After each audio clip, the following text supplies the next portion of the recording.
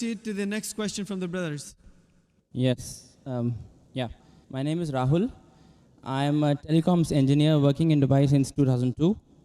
I want to ask a few questions. Coming from my background, I think religion is something that following that, you're safe from having problems in your life. Yeah. My first question is, I recently read a report by a doctor saying that because of marriages in first cousins in Islam, it leads to a higher probability of the fetuses being born as handicaps. Yeah, it increases the probability of the babies born without hands or without legs. So if it was something that could potentially cause harm, it should not have been allowed in Islam. Another point I would like to add to the same question is, recently I suffered a little bit of a BP, and I went to the doctor, and the first thing he said to me is that stop eating red meat, which is again allowed in Islam. So I would think that if these things could be harmful to the human body, these should not have been allowed by who has created us. So if you can clarify me on that. The brothers asked two questions. The first question that is talking about consanguineous marriages. Consanguineous marriages means marriage between close relatives. In English, it's called as consanguineous marriages. And in consanguineous marriages, medical science tells us today, there are high chances of genetic problems. And I do agree with the brother. Yes. So why does Islam permit that? Yes. It's clearly mentioned in the Quran in Surah Nisa, chapter number 4, verse number 22 to 24, the woman who you can marry and the woman who you cannot marry is mentioned there. Amongst them, it's clearly mentioned you cannot marry your sister and a lady cannot marry the brother. It's mentioned. Neither the father, neither the mother. You cannot marry the brother of your father, the ladies, and you cannot marry the sister of your father. That means the important close relatives are mentioned in the Quran. Brother, sister cannot marry, son and mother, father and daughter, paternal uncle, maternal uncle can't marry. But as far as first cousins are concerned, Islam does give permission. Now, as far as consanguineous marriages are concerned, the maximum problem comes when you marry your direct blood brother and sister. Consanguineous marriage. Even if you marry your direct father, daughter, mother and son, or your uncle, the chances are also there if you marry your first cousin, but it's negligible, very negligible.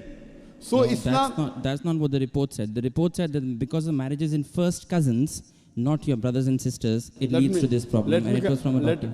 It was published in Gulf News as well, actually. Brother, let me complete. Even I am a doctor. Ah, okay. Fine. Even I am a medical doctor. Yeah. It means medical doctor with that doctor. Yeah. The chances in direct relatives are very high. Yeah. If a sister and brother marry, the chances are very high. Yeah. If a father and daughter are very high. You have read only one report, you haven't read the other report. Yeah. So you only read Gulf News, I read medical books. So Gulf News is better or medical books is, brother? Right, so your point is marrying in first cousins, the chances of getting problem is negligible. As compared to brother and sister. As compared to. But still there is a... Brother, will you let me complete my answer? Or? Sorry, yeah, please. So you have more faith in Gulf News? No, not really. I'm here to find the truth. That's right. So what you realize that consanguineous marriage, and I agreed with you. I didn't say it's not there. Yeah. So I'm not trying to beat around the bush. But compared, it is negligible compared to direct blood brother and sister. Now, I do agree that there are medical genetic problems in various ways.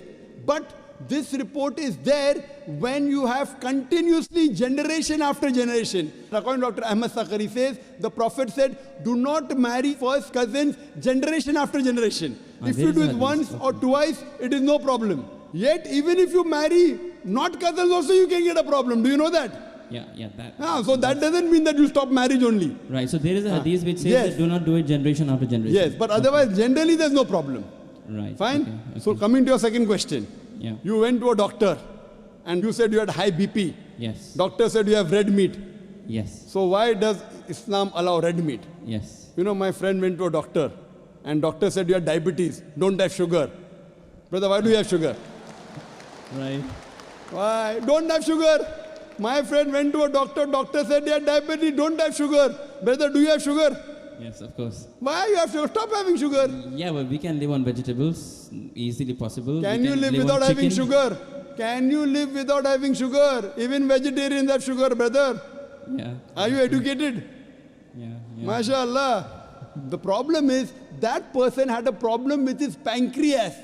Yeah. In the pancreas, there are islets of Langerhans which break down the sugar. Because my friend had a problem in the pancreas, he could not break down the sugar. Therefore, the doctor said, don't have sugar. Right. So if you have some problem of red meat, you should not have red meat. Others can have red meat. Right. The Quran says, a general statement Quran says, eat what is halal and tayyib for you. There's a verse in the Quran, eat what is halal and tayyib for you. For a person suffering from diabetes, sugar is not tayyib. So according to the Quran, a person having diabetes should have less sugar. It's a general statement. Eat what is halal and tayyib for you. That means certain things which is good for others may not be good for you. But there are certain things which are bad for everyone. Alcohol. Alcohol is bad for everyone. It is prohibited for everyone. Pork is bad for everyone. Therefore, pork has been prohibited for everyone. What you realize, certain food, because of the way your metabolism is made, because it's a problem for you, doesn't mean that everyone should abstain from it. Hope that answers the question, brother. Sure. Okay. My next question is, Islam allows marriages, a husband to marry more than one wife, 4 wives. Is it compulsory to take the permission from the wife before marrying that second one? Because a lot of Muslim girls have told me that, they have to take permission from the first wife, so our interests are taken care of. I hope you don't intend to become Muslim and marry more than one wife, huh? No, I don't. Because there's a new law in the Indian government. If a Hindu converts to Muslim and marries more than one wife, then there's a problem. Yeah. There's a new law that's passed. I don't intend to, but I just need to find out. Don't intend to marry or don't intend to convert? I won't answer that now. There was the question that is it compulsory that a husband should take the permission of his first wife before he marries a second wife? As a general rule, because it is mentioned in the Quran that a man can have more than one wife, it is not required for a man to take the permission of first wife, but it is preferably takes permission or at least informs her. Okay. Yeah. As far as permission, certain conditions become compulsory. During a nikah, during a marital contract, a man or a woman, before they get married, they can put any conditions which are permitted. If the woman puts a condition in the nikah nama that my husband will not take a second wife as long as I live, because marrying more than one wife is optional. So if she puts the condition, then it becomes compulsory for the husband to take the permission of the wife, otherwise he cannot marry. If this is not mentioned in the nikah nama, if it's not mentioned in the marital contract, it's not a must, it is preferable. Okay, Hope that answers the question. Thanks.